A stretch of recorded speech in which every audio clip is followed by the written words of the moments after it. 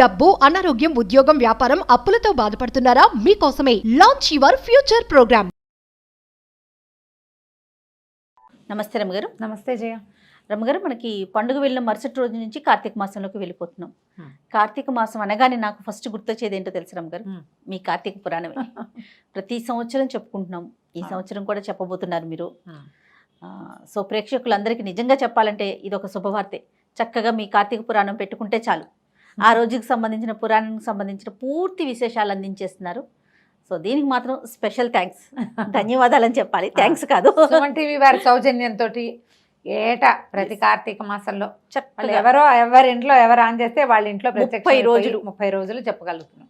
ఈ అవకాశం చేయ ఇప్పుడు నేను చెప్పడం వాళ్ళు వింటాం కాదు, చెప్పే అవకాశం రావడం కూడా ఎంత అదృష్టం, భగవంతుని దయ్యే కదా రమ్మగారు. అంతా కూడా అదే అనుకో. ఎవరైనా మన మాట వింటున్నారంటే ఆ మాట వినిపించే అవకాశం లభించడం ఉంది, చూసావా? రాయించుకుని రావాలి. నేను అలా రాయించుకొచ్చాను. మీ వాక్కు రమ్మగారు, అది అలా దొరికింది అంతే అవకాశం. అదిగోండి ఇదే. రైట్. అయితే కార్తీక మాసం అనగానే కొన్ని అనుమానాలు, సందేహాలు ఉంటాయండి.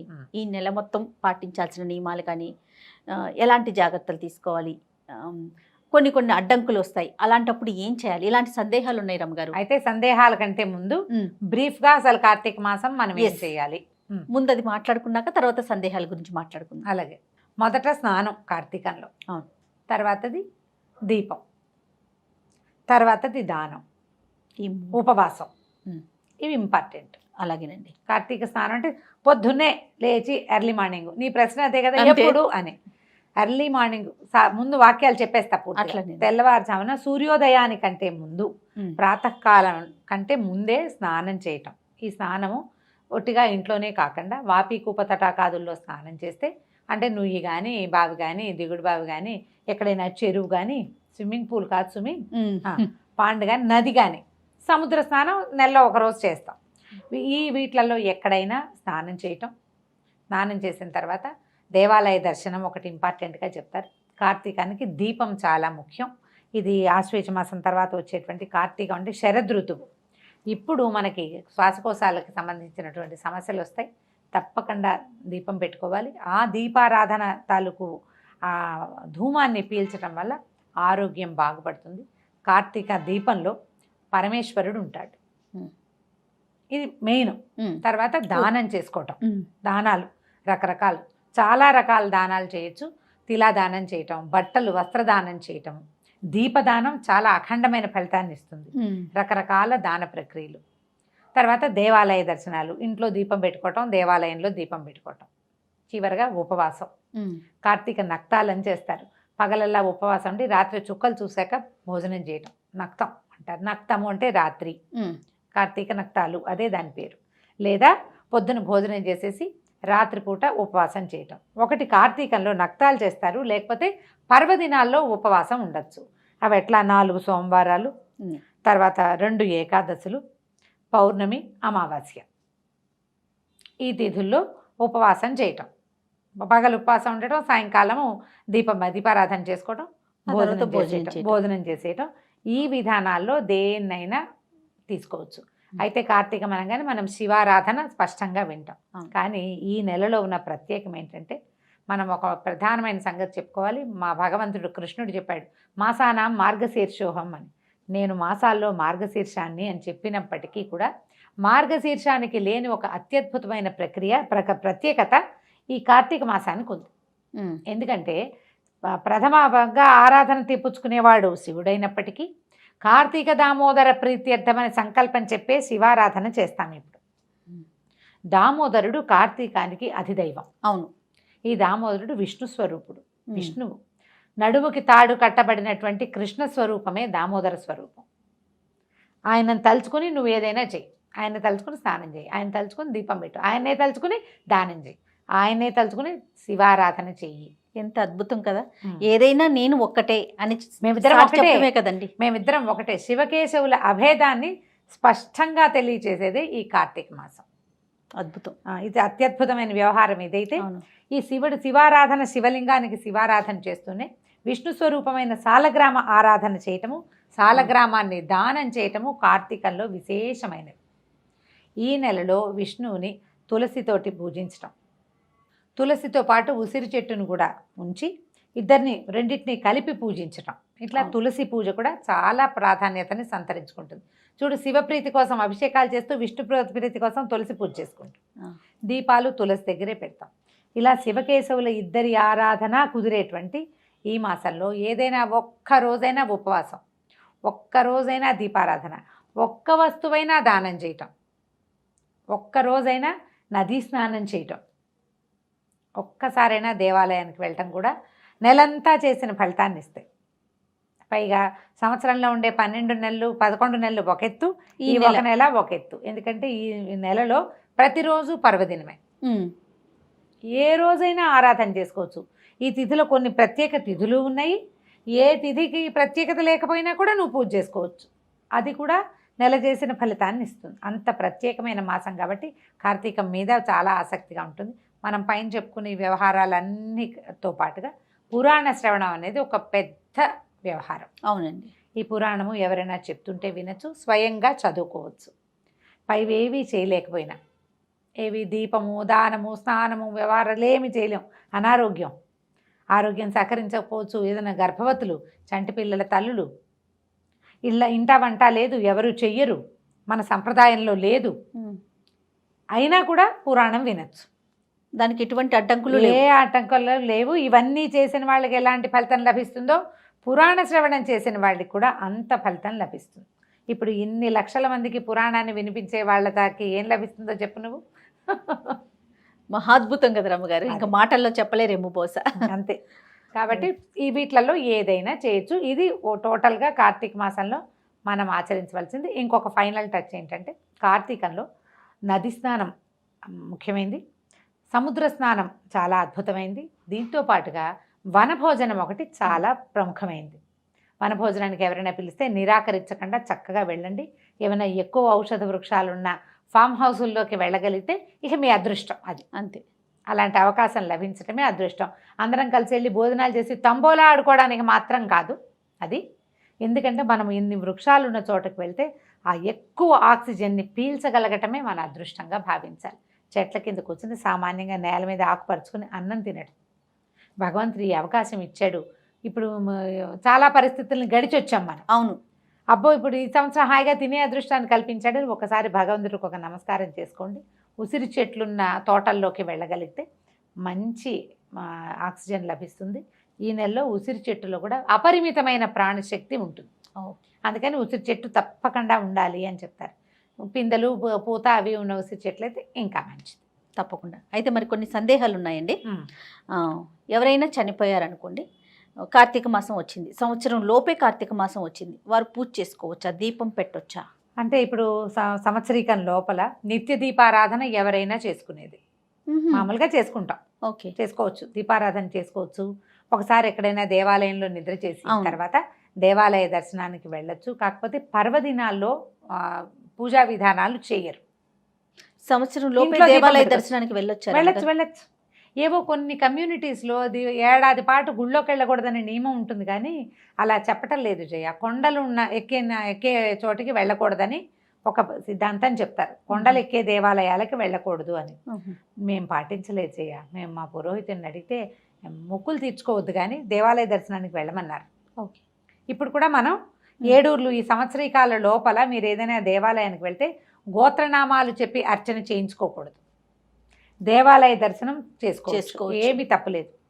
ఈ పర్వదినాల్లో చేసుకునేటువంటి దీపారాధన అంటే ఇప్పుడు ప్రత్యేక ఆరాధనలు చేస్తాం కదా, వాకిట్లో దీపం పెట్టడం, ఆకాశ దీపాలు పెట్టడము, తులసి దగ్గర ప్రత్యేకంగా దీపం పెట్టడం, పౌర్ణమి రోజు చేయటము అవి చెయ్యొద్దు.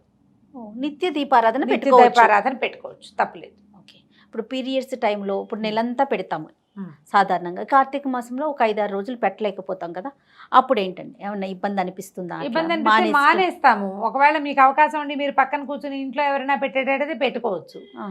మీకు అవకాశం లేదు, మీరు ఇంట్లోనే ఉంటారు, ఆ 5 రోజులు మానేయండి. 5వ రోజున 4వ రోజున స్నానం చేస్తారు. 5వ రోజున కూడా మళ్ళీ తల స్నానం చేసి అప్పుడు దీపం పెట్టుకోవచ్చు. ఏమైనా చాలా శారీరక ఇబ్బందులు గనక ఉంటే, మీకు చికాకు అనిపిస్తే మీ మనసుకే సుమి అది, ఒకవేళ చికాకుగా ఉంటే ఆ 2 రోజులు ఇంకో 2 రోజులు మానేసుకోండి, తర్వాత దీపాలు కంటిన్యూ చేయొచ్చు. ఈ పోయిన 7 రోజుల పుణ్యాన్ని నేను ఎలా సంపాదించాలని దిగులు పడద్దమ్మా. ఎవరికి ఏది ప్రాప్తమో ముందే చెప్పుకున్నాం కాదు, ఇక్కడ రాసుకొస్తాం మనమని అవును. కదా. కాబట్టి వస్తుంది, వచ్చే సంవత్సరం ఫినిష్ చేసుకుంటాం. అయినా కార్తీకంలో ఒకరోజు దీపం పెట్టినా చాలు, ఒకరోజు స్నానం చేసినా చాలు అని చెప్తున్నాం. పదే చెప్తున్నాం. ఇది కార్తీక పురాణంలో చెప్పింది, మన మాట కాదు, పురాణంలో చెప్పబడిన మాట. ఋషులు ఆల్రెడీ మనకి చెప్పారు, అదే కదా ప్రమాణం మనకి. కాబట్టి పోయినాయి రోజులు అని దిగులు పడి బాధపడద్దు. కుదిరితే చేసుకోండి, కుదరకపోతే మానేయండి. సత్యనారాయణ వ్రతాలు చేసుకుంటారు, కేదారేశ్వర వ్రతం చేసుకుంటారు కార్తీకంలో, ఏకాదశుల్లో చేసుకోవచ్చు. మీ ఓపిక, ఈ రోజు తప్పించి ఇంకో రోజు చేసుకోండి అంతే. ఓకే. నూనెని ఎలాంటి నూనె వాడాలి రమ్మగారు? ఇప్పుడు నెల రోజులు మనం దీపం పెట్టుకుంటాం, తులసి దగ్గర పెడతాము, కొంతమంది గుమ్మాల దగ్గర కూడా పెట్టుకుంటారు కదా, ఎలాంటి నూనె మంచిది, ఎలాంటి తైలం? దేవుడి దగ్గర అయితే ఆవు నెయ్యి, లేదా ఆవు నెయ్యి రోజు పెట్టలేమో అనుకుంటే పర్వదినాల్లో ఆవు నెయ్యి. వాకిళ్లలో నువ్వుల నూనె. నువ్వుల నూనెలో దీపం నూనె తేవద్దు. అంటే దీపం నూనె అని ప్రత్యేకంగా కనపడుతుంది, అది పూర్తి స్థాయి నువ్వుల నూనెగా మాత్రం భావించబడట్లేదు కాదు. అవును. కాబట్టి మంచి నువ్వుల నూనె, ప్రశస్తమైన నూనె పడుకోండి. ఇళ్ళల్లా పెట్టకండి దీపాలు, ఒక్క దీపమే పెట్టుకోండి తులసి దగ్గర. చాలా లీటర్ నూనె నెలకు వచ్చేస్తుంది మనకి. అవును. చాలా పెడితే బోళ్ళంత నూనె కావాలి, బోళ్ళు ఖరీదు అని బాధగా ఉంటుంది. ఇబ్బందులు ఎవరికైనా ఉంటాయి కదా, ఆర్థికమైన ఇబ్బందులు తప్పవు, ఆలోచిస్తాం. అవును. ఎలాగోలాగా ఏదో ఒకటి పెట్టద్దు. పోనీ ఇన్ని రోజులు పెట్టలేరు, కేవలం పర్వదినాల్లో మాత్రమే పెట్టండి, మంచి నూనెతోటి పెట్టండి. ఆ దీపము దైవానికి చేరుతుంది ఒకటి, దానివల్ల మనకి కొంత ఆరోగ్యానికి, పర్యావరణానికి మేలు జరుగుతుంది. ఈ రెండింటిని గట్టిగా ఆలోచించండి, ఇదే ఇంపార్టెంట్.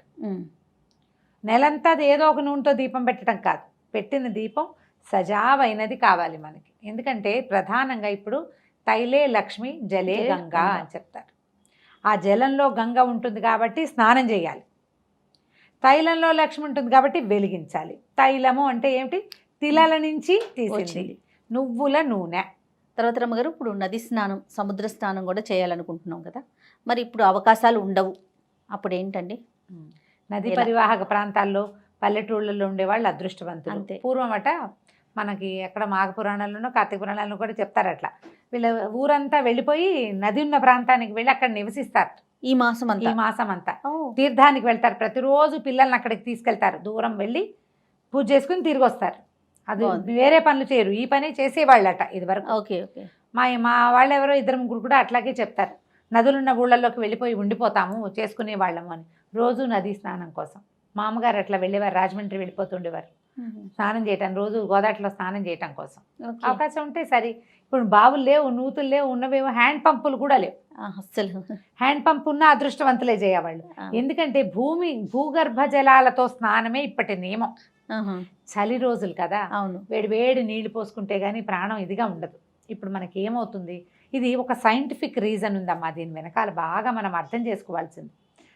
ఆశ్వీజ కార్తీకాలు శరదృతువు, దాని ముందున్న వర్షాకాలంలో కూడా అప్పుడప్పుడు సర్రమంటూ ఎండొస్తుంది. అవును. ఇక్కడికి వచ్చేసరికల్లా సూర్యుడు చల్లబడ్డం మొదలు పెడతాడు. ఆశ్వీజంలో కొంచెం పర్వాలేదుగా ఉంటాడు. కార్తీకం వచ్చేసరికల్లా సూర్యుడు తగ్గిపోతాడు, పగళ్ళు చిన్నవి, రాత్రుళ్ళు పెద్దవి. మనకి ఎక్కడి నుంచి వేడి వస్తుంది? వేడి కావాలి కదా, సూర్యుడే కదా మన వేడికి కారణం. ఇప్పుడు మనకి అన్నం అరుగుతోంది, రాత్రిళ్ళు నిద్రపోతున్నాము అంటే సూర్యుడు ఒకడు ఉండబట్టి, లేకపోతే మన వల్ల కాదు. అవును. మనకు ఆరోగ్య సమస్యలు లేవు భారతీయులకి, చాలా తక్కువ.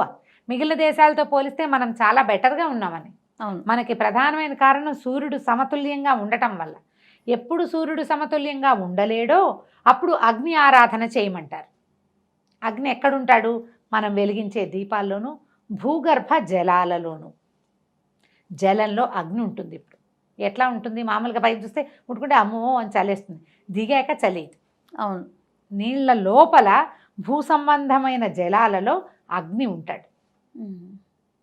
ఆ వెచ్చదనం కనుక మనకు ఒంటికి అలవాటైందా, మీరు చూడండి ఓవర్ హెడ్ ట్యాంక్లో నీళ్లు చల్లగా ఉంటాయి, అదే అప్పుడు బోర్ వేయించుకున్నాం అనుకో వెచ్చగా వస్తాయి నీళ్ళు. అవకాశం ఉన్న వాళ్ళు బోర్ వాటర్ తోటి స్నానం చేయండి. ఇంట్లోనే స్నానం చేస్తాం, ఇంట్లో స్నానమే నీచ స్నానం అని చెప్తారు కార్తీక పురాణంలో. అన్నిట్లలో అదేనే నీచమైంది. సూర్యోదయం అయిపోయిన తర్వాత చేసేది కూడా నీచ స్నానమే.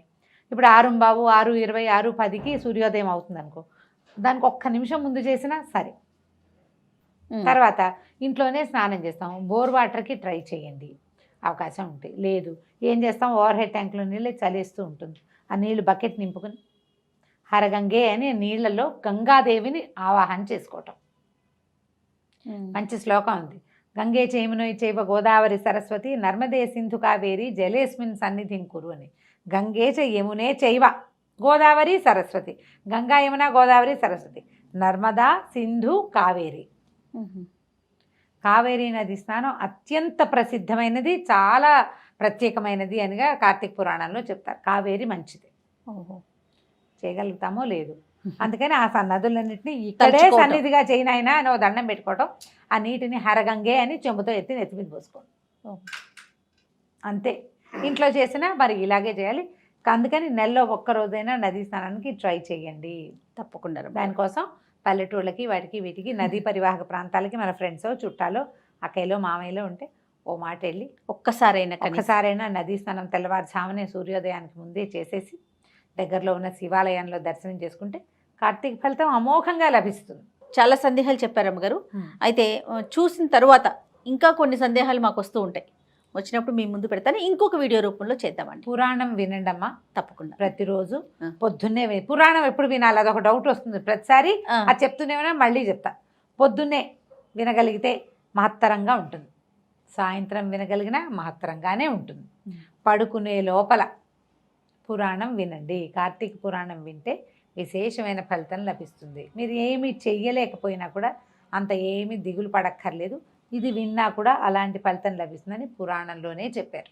తప్పకుండా. కాబట్టి పూజ చేసుకున్నాకో చేయకుండానో పొద్దున్నే చేద్దామా సాయంత్రం చేద్దామా, పొద్దున్న దీపం పెట్టలేము సాయంకాలం పెట్టచ్చు, సాయంకాలం అయినా పెట్టండి. పెట్టడం ముఖ్యం ముఖ్యం అంతే. రైట్. నమస్తే. నమస్తే.